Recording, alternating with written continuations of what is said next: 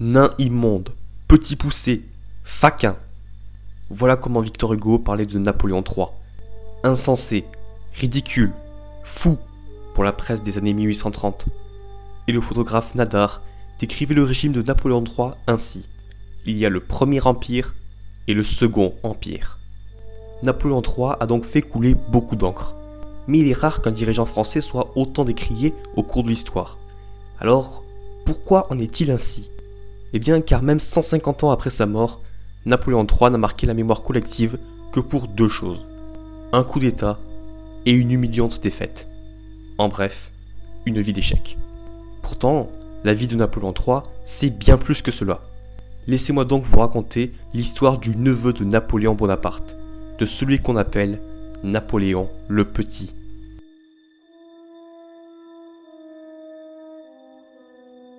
Napoléon III, de son nom complet Charles-Louis Napoléon Bonaparte, est né le 21 avril 1808. Il est le troisième enfant de Louis Bonaparte, frère de Napoléon Ier, et de Hortense de Beauharnais, fille de Joséphine de Beauharnais, épouse de Napoléon Ier. Ce dernier est empereur des Français et mène d'importantes campagnes militaires contre les monarchies européennes. Mais le 18 juin 1815, Napoléon est vaincu à Waterloo. Il abdique et est exilé par l'Angleterre sur l'île de Sainte-Hélène en plein milieu de l'océan Atlantique. L'empire napoléonien s'effondre et la monarchie est restaurée, avec pour roi Louis XVIII. Alors qu'il aurait pu potentiellement devenir empereur, Louis-Napoléon est maintenant forcé de vivre en exil en Suisse. Car à partir de 1816, les membres de la famille Bonaparte ont l'interdiction de résider en France. Louis-Napoléon grandit donc en Suisse avec sa seule mère, car celle-ci a divorcé avec son père, et il l'emmena avec lui les frères de Louis-Napoléon. Hortense de Beauharnais éduque son fils comme un prince en exil. Il découvre la vie de son oncle et s'inspire de lui, tout en développant ses propres idées. Sauver les acquis de la Révolution française, comme la liberté ou l'égalité, et défendre les nationalités opprimées par les monarchies européennes. Pour cela, il décide de devenir artilleur dans l'armée suisse, qu'il délaisse aussitôt pour rejoindre l'Italie avec son frère Napoléon Louis. Ensemble, ils souhaitent participer à la cause italienne. Ils se battent aux côtés des nationalistes italiens pour créer un État italien. Mais les forces autrichiennes sont trop nombreuses et c'est un échec. Les deux frères attrapent la rougeole. Si Louis-Napoléon survit, son frère succombe à la maladie en 1831. Le prince exilé rentre alors en Suisse.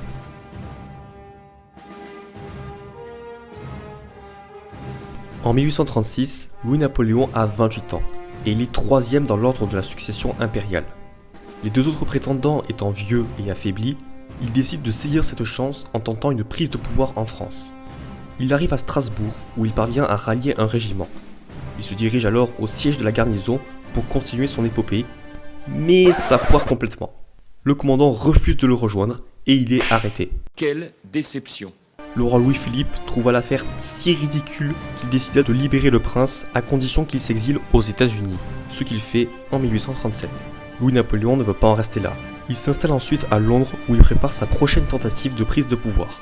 Dans la nuit du 5 au 6 juin 1840, il débarque à Boulogne avec une troupe de fidèles. L'objectif est de rallier la garnison de la ville pour ensuite marcher sur l'île. Mais la tentative échoue et il se fait arrêter. Encore. Ça fait beaucoup là, non ? Cette fois, sa tentative lui vaut d'être pris au sérieux et d'être condamné à la prison à perpétuité. Il est alors enfermé au fort de Ham. En prison, il développe ses idées politiques dans son livre Extinction du paupérisme, publié en 1844, où il critique le capitalisme et s'intéresse à la condition ouvrière. Mais ses idées ne valent rien si elles ne sont pas appliquées. Louis-Napoléon décide alors de s'évader. Le 25 mai 1846, il profite des travaux de rénovation de sa prison pour se faire passer pour malade pour rester au lit. Grâce à un domestique, il se dote de vêtements d'ouvrier et d'une perruque qui lui permettent de sortir de sa cellule. Grâce à une planche qui cache son visage, il parvient à s'évader, avec succès, pour rejoindre Bruxelles, puis Londres. Louis-Napoléon est maintenant libre et délaisse les coups d'État au profit de la politique. Mais comment convaincre la population ? Car non seulement ces coups d'État ratés l'ont tourné en ridicule, surtout dans la presse, mais en plus, il souffre de la comparaison avec son oncle, puisqu'il n'a pas eu de gloire militaire. Il ne peut donc pas jouer sur ce terrain-là. À la place, il préfère être un homme de son temps. Ses idées politiques sont un mélange de socialisme, tout en étant un adepte de l'ordre et de l'autorité.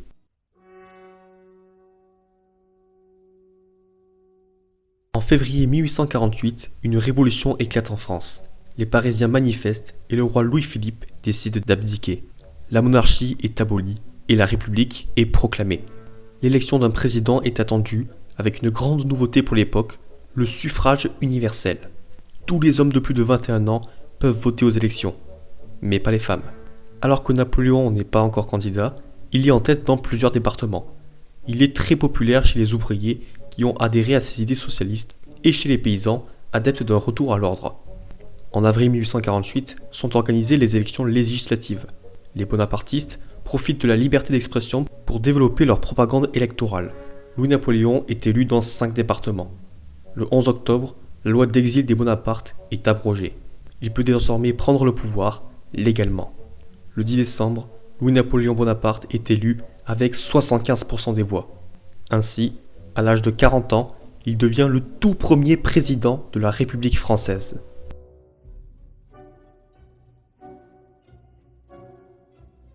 Ça y est, le prince exilé est de retour en France et il est enfin au pouvoir pour une durée de 4 ans.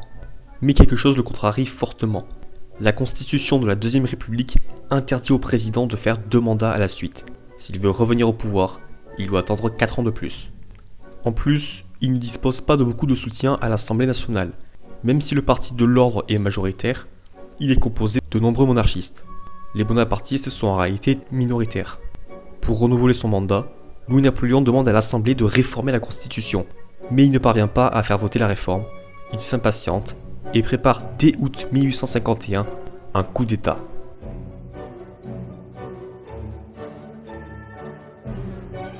Les prochaines élections présidentielles sont prévues pour le printemps 1852, mais Louis-Napoléon prépare son coup d'État depuis bien avant.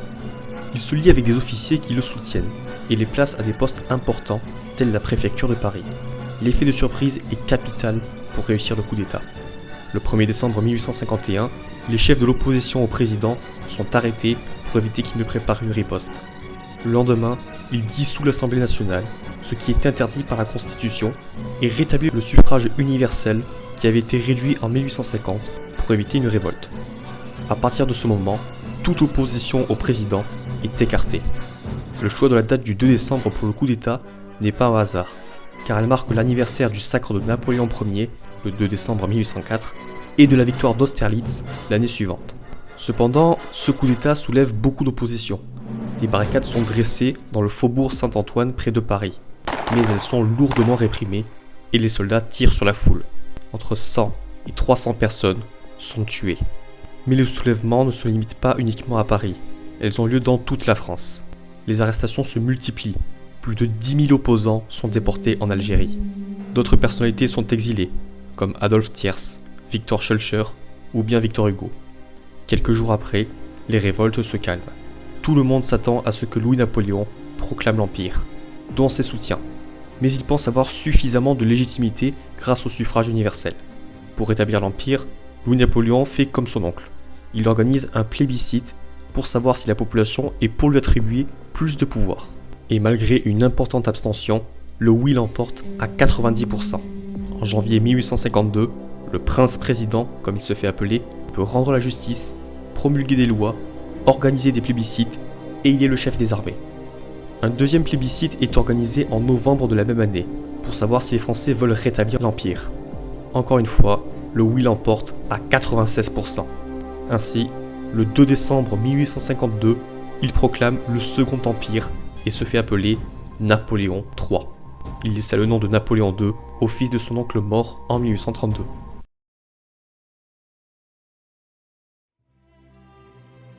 Napoléon III n'est pas seul au pouvoir. Il a ses ministres, le corps législatif pour remplacer l'Assemblée nationale, le Conseil d'État et le Sénat, qui ont un pouvoir législatif et juridique limité. Ils doivent tous prêter serment sur la Constitution et jurer fidélité à l'empereur. Cependant, la politique est assez autoritaire. La presse souffre souvent de censure, les opposants sont surveillés et muselés. En 1850 sont créés les casiers judiciaires pour repérer les récidivistes. Et à partir de 1854, les condamnés aux travaux forcés sont envoyés au bagne en Guyane ou en Nouvelle-Calédonie. En revanche, des élections législatives sont organisées et l'empereur peut organiser des plébiscites. En bref, l'organisation politique du Second Empire se rapproche d'une monarchie constitutionnelle autoritaire. Seulement, l'empereur est célibataire. Et sans descendance, l'Empire ne peut pérenniser. Napoléon III rencontre en 1849 l'Espagnole Eugénie de Montijo, comtesse de Teba. En 1853, il se marie enfin. Napoléon III a 45 ans et Eugénie 27. Toutefois, cet écart d'âge ne les empêche pas de s'aimer mutuellement et d'avoir un fils en 1856, Napoléon Eugène. Voilà pour les bases. À présent, regardons en détail comment le Second Empire a modelé la France, mais aussi le reste du monde.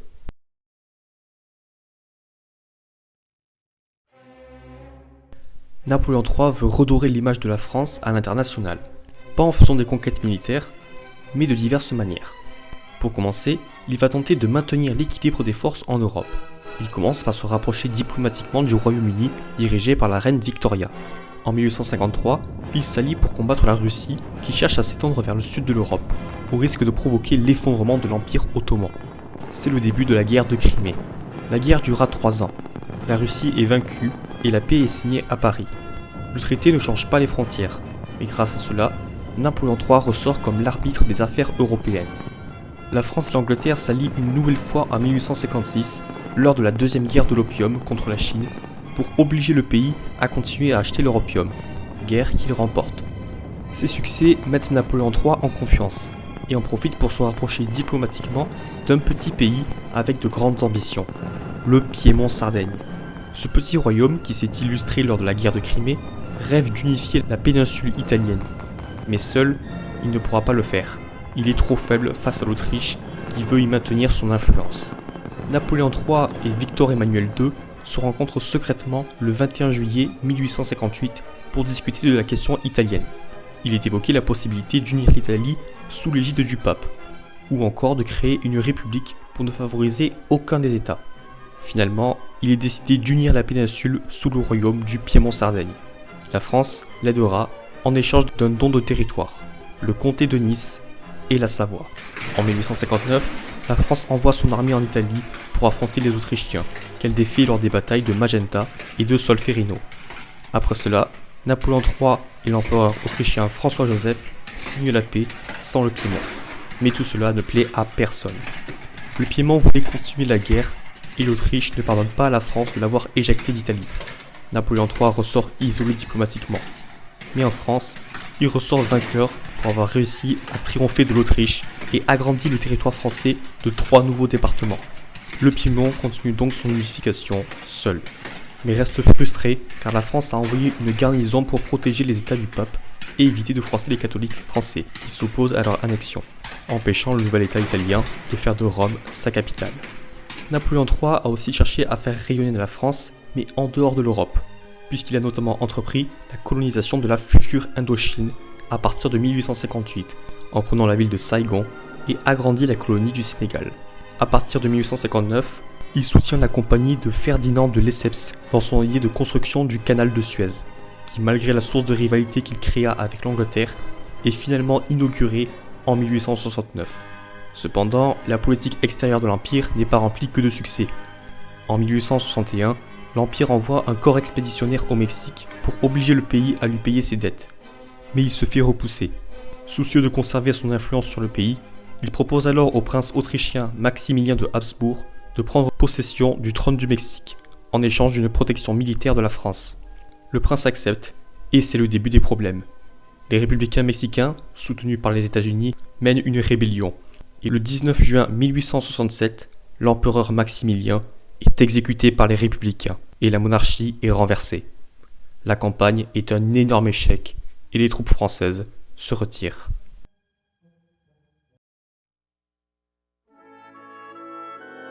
Néanmoins, avant de s'illustrer à l'international, Napoléon III s'est aussi illustré dans le pays qu'il dirige, mais d'une manière différente, en l'industrialisant. Sous le Second Empire, la France retrouve sa croissance, le PIB augmente et le chômage diminue. Ces améliorations sont permises par le développement du chemin de fer dans tout le pays. Le territoire est désormais mieux relié et les échanges sont plus rapides. Mais si Napoléon III a été retenu positivement sur un point, c'est l'urbanisme.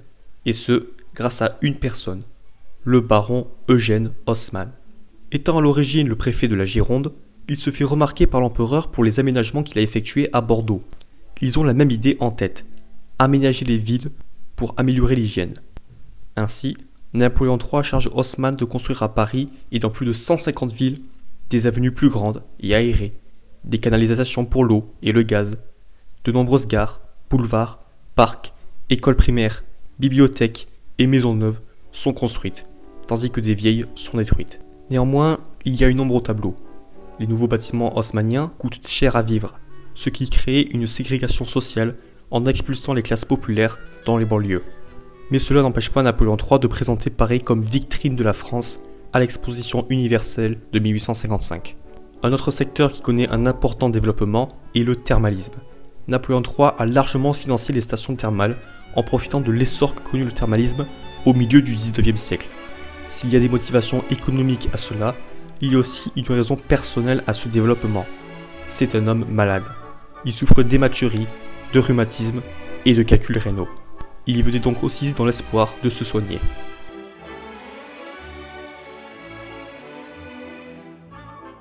Dans les premiers temps de l'Empire, le régime est assez autoritaire, et ça ne plaît pas à tout le monde. Les oppositions monarchistes et républicaines, bien que minoritaires, grandissent de plus en plus. Celles-ci réclament plus de liberté. Napoléon III comprend qu'il est temps de faire des réformes libérales, maintenant que le régime est stabilisé. À partir des années 1860, quelques journaux d'opposition sont autorisés. Il amnistie certains écrivains condamnés pour leurs textes, dont Victor Hugo. Il élargit le droit à la réunion. La parole d'un ouvrier a désormais autant de valeur que celle de son patron. Napoléon III choisit désormais ses ministres en fonction de la composition du corps législatif. Et dorénavant, il partage l'initiative des lois avec l'empereur et les ministres. Mais l'une des mesures les plus importantes est celle-ci, l'abrogation du délit de coalition en 1864. C'est-à-dire que la grève est autorisée dans certains cas. En bref, dans les années 1860, le Second Empire se porte relativement bien dans tous les domaines, économique, politique, militaire, diplomatique. Et pourtant, la fin est proche pour le neveu de Napoléon.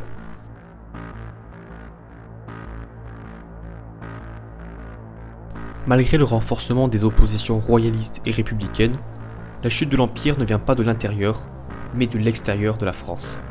En effet, un pays européen prend de plus en plus de puissance. Il s'agit de la Prusse. Ce royaume cherche à unifier les États allemands sous son autorité, et pour cela, il doit écraser ses adversaires. Et c'est ce qu'il fait, en 1864, lors de la guerre des duchés contre le Danemark, et contre l'Autriche, lors de la bataille de Sadova, en 1866. Ces victoires permettent à la Prusse d'annexer les États du nord de l'Allemagne et de créer la Confédération germanique. Pour réunir les États du Sud, la Prusse doit vaincre son dernier adversaire, la France. Napoléon III doit se préparer à la guerre, mais pour ne pas froisser la population, il n'instaure pas de service militaire obligatoire. Il manque de temps pour préparer son armée, et celle-ci manque d'expérience. Mais le pire, c'est qu'il va tomber dans un piège. En 1870, le trône d'Espagne est laissé sans héritier, et le prince prussien candidate au trône. Les Français, ne voulant pas être encerclés, s'opposent à la candidature. L'ambassadeur français d'Espagne est alors envoyé à Ems en Prusse pour rencontrer son roi et s'assurer qu'aucun membre de la famille royale prussienne ne réclame le trône d'Espagne. Lors de l'entretien, le chancelier Otto von Bismarck retranscrit la conversation par télégramme, en faisant croire que l'ambassadeur français a été humilié publiquement, et l'envoie à toutes les chancelleries d'Europe. Les Français se sentent humiliés, et le corps législatif vote à l'unanimité la déclaration de guerre le 19 juillet 1870, alors que l'empereur n'y était pas favorable. Mais étant malade et n'ayant plus assez d'autorité, il accepte la déclaration. La guerre se passe assez mal. Napoléon III commande lui-même les armées, mais la maladie le fait atrocement souffrir. Il a énormément de mal à monter à cheval, et ainsi, les défaites s'enchaînent. La guerre se termine pour lui le 2 septembre, après la bataille de Sedan. Napoléon III est fait prisonnier, et le lendemain, la République est proclamée. Tout s'est effondré en moins de 2 mois. Tout a été si rapide. Pourquoi ? Pour la défaite de la France, je vous invite à voir ma vidéo sur le sujet pour en savoir plus. Et pour la chute du régime, ça s'explique par le fait que Napoléon III a été fait prisonnier. Il n'y a donc plus personne avec qui traiter pour faire la paix. Il faut donc mettre un nouveau régime en place.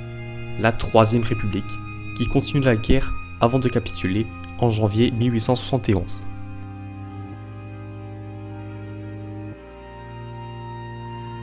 En mars 1871, Napoléon III est libéré de sa captivité et s'exile en Angleterre, rejoint par sa femme et son fils. Malgré son âge et sa maladie, il ne renonce pas à un éventuel retour au pouvoir et analyse les événements qui se passent en France. Il constate avec rage que le nouveau régime lui attribue à tort toute la responsabilité de la défaite de 1870 et le discrédite sans arrêt. Mais en 1872, son état de santé se dégrade de plus en plus et met fin à tous ses projets de retour. Ses calculs rénaux le font de nouveau souffrir. Des médecins essayent de l'opérer. Une fois, 2 fois, sans succès. Une 3e tentative est alors essayée, mais c'est trop tard. Ses reins ont cessé de fonctionner. Napoléon III rend son dernier soupir le 9 janvier 1873 à l'âge de 64 ans.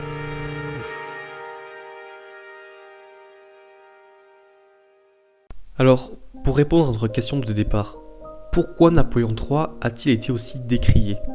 Eh bien, il y a 3 raisons principales. Premièrement, car il a toujours souffert de la comparaison avec son oncle. Ses contemporains en attendaient trop de lui. Napoléon Ier était connu pour ses campagnes militaires quasi toutes victorieuses, là où Napoléon III a eu quelques succès et quelques échecs qui ont été mieux retenus. La deuxième raison, c'est que les temps ont changé. Les Français ont goûté à la République et à la liberté 2 fois, et ils ont aimé. Un régime autoritaire était donc moins accepté, d'où sa politique de libéralisation à partir des années 1860. Et son manque de victoire militaire fait qu'il ne fut retenu que comme celui qui a essayé de copier Napoléon et qui l'a mal fait. Enfin, la dernière raison, c'est la postérité. Après sa mort et la chute du régime, la parole s'est libérée. Beaucoup d'écrivains se sont mis à parler de lui, en mal. Ce qui explique pourquoi l'expression « Napoléon le Petit » de Victor Hugo a été longtemps retenue avant qu'il ne tombe dans l'oubli. Pourtant, résumer Napoléon III uniquement à la défaite de Sedan, ce serait comme résumer Napoléon Ier uniquement à Waterloo. Ce serait négliger la manière dont il a façonné la France pendant plus de 20 ans. C'est pour cela que depuis quelques années, les historiens se sont intéressés au personnage pour saisir sa complexité et revaloriser son règne, sans pour autant le réhabiliter.